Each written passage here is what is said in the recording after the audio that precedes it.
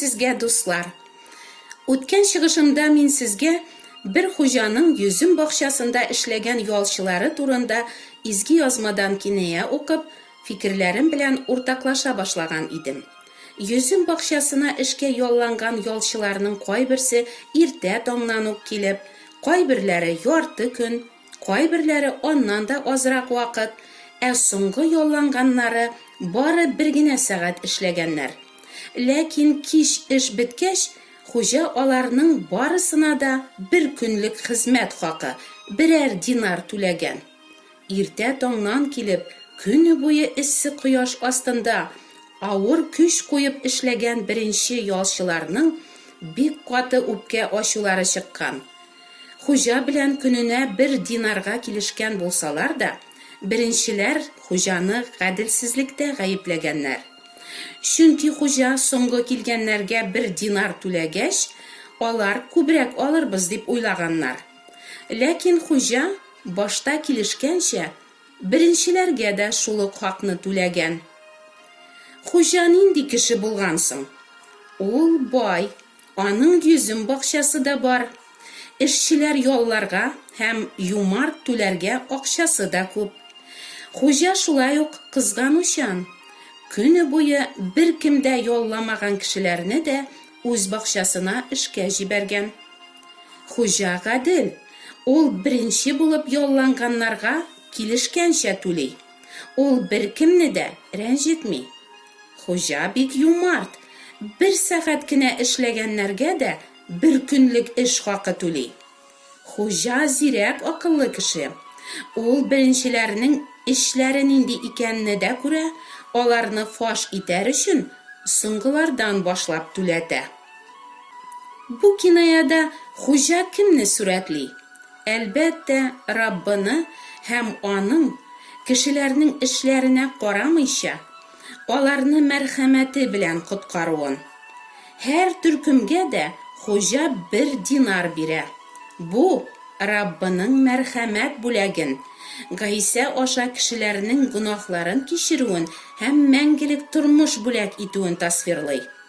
Бу бүләктән соңгылар бик канәгать һәм бәхетле, беренчеләрнең бик каты ачуы чыга.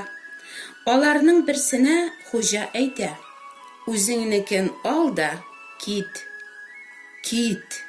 Нинди коточкыч сүз.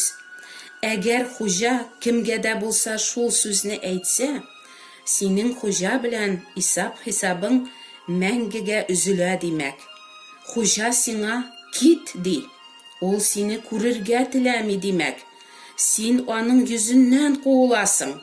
Һәм бу мәңгегә коточкыч сүз. Син безне бер генә сәгать эшләгән ялчылар белән тиңләдең. Бу гаделлек түгел, дип үпкәлиләр беренчеләр. Хуҗа беренчеләрне соңгылар белән чыннан да тиңләгәнме? Әйе, тиңләгән. Нишләп беренчеләр белән соңгылар тиң соң? Кинаяның рухи мәгънәсе шундый. Чөнки барысы да гөнаһ кылдылар, һәм бар кешеләр дә мәңгелек тамукка гына лаеклар.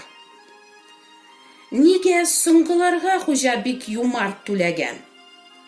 Ул шулай теләгән. Чөнки ул хуҗа һәм кемгә килешкәнчә түли, кемгә юмартлыгы белән бик күп түли. Әгәр хуҗа соңгыларга әз генә түләсә, беренчеләр канәгать булырлар идеме? Әйе, алар вакытлыча канәгать булырлар иде. Чөнки үзләрен соңгылардан өстенрәк тою, аларның күңел тәкәбберлекләрен назлар иде. Бүтәннәрнең үзләреннән кимрәк, түбәнрәк булуларын күрү күп кешеләргә вакытлыча булса да рәхәтлек бирә бит. Ләкин безнең канәгать булу яки булмавыбыз башкаларның хезмәт хакыннан яки аларның байлыгыннан, матурлыгыннан яки уңышларыннан, эшу яки эшмәүеннән, начар яки яхшы карашыннан бәйле булса, без нинди бәхетсез җаннарбыз. Изге хәбәр таратканда да шуның кебек хәлләр очрый. Birinçiler, Хуҗаның дин тотмаган, намаз укымаган булдыксызларга да мәрхәмәт күрсәтеп, аларны Гайса хакына оҗмахка кертәчәге турында ишетү белән, шундук ачуларыннан шартлый язалар. Әйе шул, сезгә дә оҗмах имеш. Ә сез ураза тотасызмы? Намаз укыйсызмы? Сез ураза да тотмыйсыз, намаз да укымыйсыз.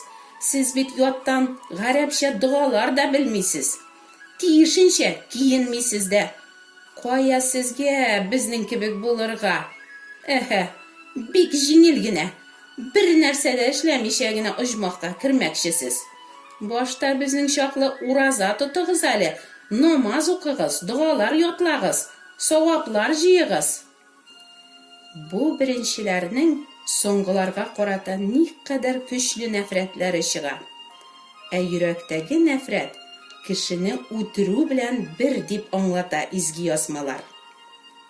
Ә бит Хуҗаның юмартлыгы беренчеләрдә дә бөтенләй башка төрле хисләр һәм уйлар тудырырга тиеш иде. Ниндирәк? Хуҗа нинди юмарт. Мин саран һәм усал кеше икәнмен. Чөнки мин алай түләмәс идем бер генә сәгать эшләгәннәргә. Хуҗаның юмартлыгы соклану, аңа ашарга тырышу. Үзеңнең саран, усал, яраксыз кол икәнеңне танып, оялу, үкенү хисләре уятырга. Ә теге соңгылар да 1 динар алганга, алар өчен сөенү тойгысы тудырырга тиеш иде түгелме? Уйланыйк. Ә без үзебезне кемнәргә саныйбыз? Беренчеләргәме? Соңгыларгамы? Әгәр без беренчеләр булсак, лаек булмаганнарга, соңгыларга без ничек түлибез? Ачу, канәгатьсезлек беләнме? Әллә Хуҗа кебек мәрхәмәт һәм юмартлык беләнме? Әйтегез, йөзем бакчасында эшләп 1 динар алып кайтучыларның кайсылары бәхетле? Беренчеләреме, соңгыларымы? Сөйләшелгән хакны алсалар да, нишләп беренчеләрнең бәхете куанышы юк? Чөнки йөрәктәге ачы көнчелек кешене бәхетле итми. Хуҗаның юмартлыгы беренче булып эшкә килгән, көне буе тырышып эшләгән кешеләрнең ачуын китергән. Искиткеч, Хуҗаның мәрхәмәте, юмартлыгы безнең ачы көнчелек белән тулы, беренчелекне сөюче, хәтта Алланы да гаделсезлектә гаепләүче, ахмак, усал, явыз кешеләр булуыбызны ача. Хуҗаны гаделсез санап, алар үзләренчә гаделлек урнаштыруны таләп иткәннәр. Әгәр беренчеләр гаделлек таләп итәләр икән, Хуҗа да аларга карата инде мәрхәмәтен түгел, ә гаделлеген кулланыр. Ә ул гаделлек менә нинди? Һәр кемгә гөнаһ өчен әҗер, мәңгелек тамук. Бу безнең барыбыз өчен дә иң гадел әҗер. Ләкин Хуҗа Аллабыз шундый мәрхәмәтле. Ул безгә тиешле гадел җәзаны, мәңгелек тамукны түгел, ә һәр гөнаһлыга үзенең мәрхәмәт бүләген тәкъдим итә. Нәрсә телисез сез? Аллаһы үзенең гаделлеген кулланып, гөнаһларыгыз өчен сезне мәңгелек тамукка җибәрүенме? Әллә мәрхәмәте белән гөнаһларыгызны кичереп, мәңгелек тормыш бирүенме? Аллаһы үзенең мәрхәмәт бүләген кешеләргә Мәсих Гайса аша бирә. Чөнки ул гына безгә тиешле җәзаны үзенә алып, ышанучылар өчен юлым хакы, үлеме белән түләгән. Хөрмәтле дуслар, сезнең дә гөнаһларыгыз өчен хак түләгән Гайсәгә ышанып, кабул итегез мәрхәмәтле Хуҗаның бүләген, гөнаһларыгызның кичерелүен һәм мәңгелек тормышны. Шул чакта үзегезгә тиешле мәңгелек тамуктан җаныгыз котылып, Аллаһының мәрхәмәтенә мәңге сөенерсез. Киләсе чыгышымда, Ходай насыйп итсә, Аллаһыга яраулы, иң яхшы теләге булган бер кеше турында сөйләргә телим. Сезгә һәм якыннарыгызга да Аллаһының фатихалары килсен. Амин.